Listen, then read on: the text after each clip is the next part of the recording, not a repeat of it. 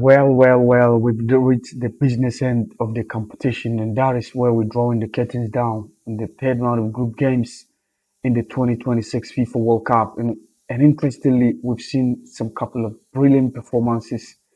So far, I'm talking to you right now. Group A, Group B, Group C is done in the 2026 FIFA World Cup. Group A, Group E, Group C is done. And we've already seen the top two teams that have already booked their spot into the next stage of the competition. Let's start with Group A, where Mexico defeated Czech Republic by 3 goals to nil, when the likes of Ani Fidalgo, Julian Quinones, and all were all on target. And of course, fortunately for the Czech Republican team, they lost in the first game against South Korea after scoring first.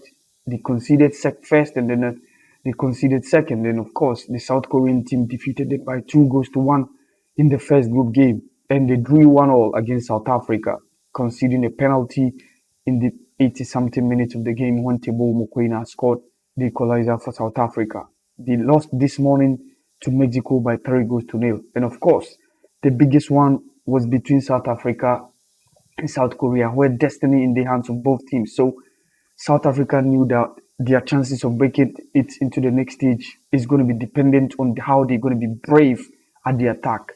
And indicatively, they made sure they were threatening the South Koreans attacking wise. And you saw the likes of Oswin Apolis, Tapelo Maseko, both on the left and the right flanks. And of course, Teboho Mokoena leading the attack.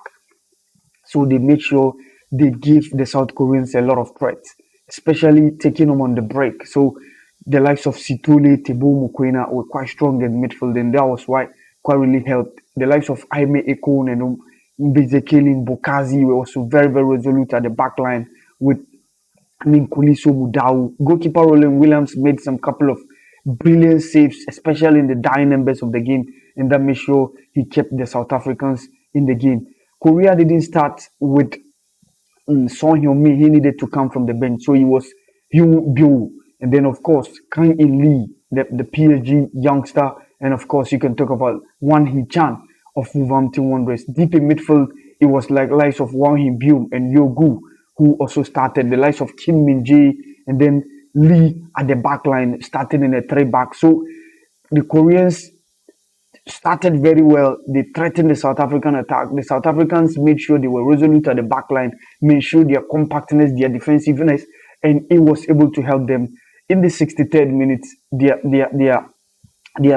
how they suffered paid off, and Tapelo Maseko was able to mastermind with some dribbles and then took a shot, and that ensured that the South Africans won by 1 goal to 0. So what it means is South Africa have secured their spot into the next stage of the competition, which is going to be the round of 32. So South Africa are through. For the first time ever in their history, Hugo Broos becomes the first coach to take South Africa into the knockout stage of the World Cup. This is unprecedented. It has never happened in the history of South Africa. Congratulations to South Africa. In Group B, we saw Canada losing against the Switzerland team.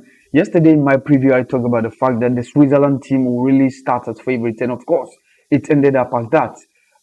Vargas scored the first goal. He saw the youngster Johan Manzambi of SC Freiburg also scoring the second goal before Promise David came with an equalizer. Canada threatened, especially in the second half. The likes of Jonathan David, the likes of Trevor Buchanan were trying to make sure they're going to get something out of the game, but it wasn't possible for them. And of course, the Swiss team made sure they had that grip on the game, and then they won the game by 2 goals to 1. So Switzerland have topped the group, even though Canada, after beating Qatar by 6 goals to 0, has given them a goal advantage in terms of the massive goal advantage. So they scored that goals that really gave them the opportunity of making it into the next stage. So Switzerland topped the group with 7 points, and of course Canada also had 4 points because the first drew initially in the first game of the group, and that was the 1-1 draw against Bosnia-Herzegovina. Bosnia-Herzegovina also, on the other hand, defeated Qatar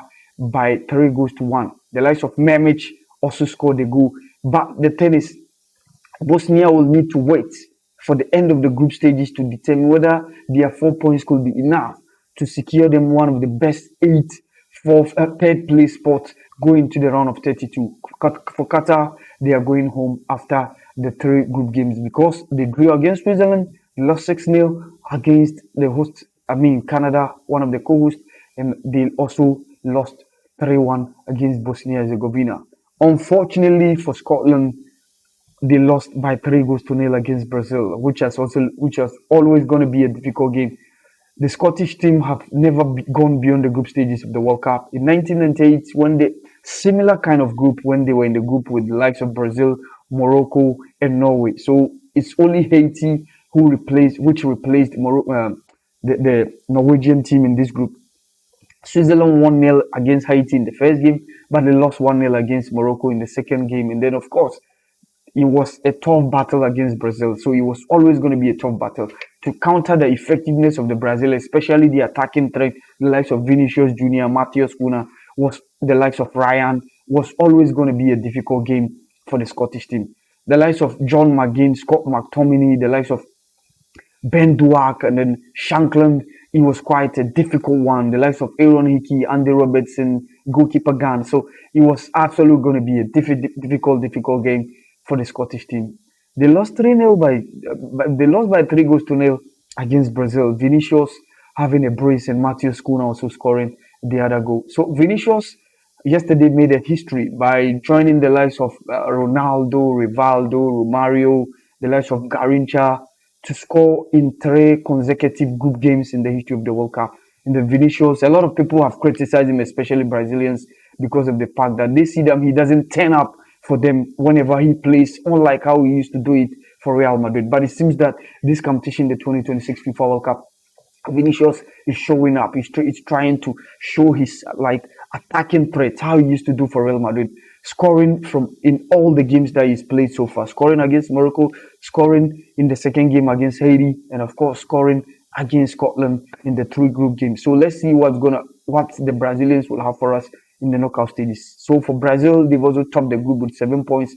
Morocco also defeated Haiti by 4 goals to 2, even though they conceded first. Goalkeeper Bono scored an own goal, but the Moroccans really came strongly in the game. Ismail Saibari had an equalizer before Wilson Isidore also added on. So it at a point it was 2-2. It was 2-2 in that game, and of course you saw the likes of Sofian Rahimi, Ashraf Hakimi, and then Gisem Yassin. But Ismail Saibari's equalizer is also a new record because Africa has never seen a player scoring in 3 group games in the same World Cup. It has never happened before. It has never, you can see a player scoring 2 goals in a game or 2 goals within 2 matches. But to see a player scoring in all the 3 group games, it has never happened before. So Ismail Saibari's equalizer in the first half became a new record on the player's part. So he became the first player from Africa to score in 3 consecutive group games in the World Cup, which is absolutely unprecedented. It has never happened before. Congratulations to the young man who is now on his way to Bayern Munich. And of course, Morocco also won by 4 goals to 2 against Haiti. So on that group, Brazil topped the group with 7 points, but with a superior goal advantage because of the 3-0 win against Scotland and of course the 3-0 win against Haiti in the second group game. So that's the reason why the Brazilians are having the top spot. And of course, Morocco also having 7 points after beating Scotland, after beating Haiti, and of course drawing against Brazil. So far we've seen 6 teams that have make it after the group stages from Group A, Group B, Group C.